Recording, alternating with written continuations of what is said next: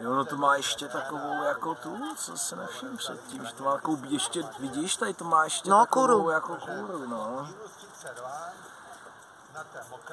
To je lopuch.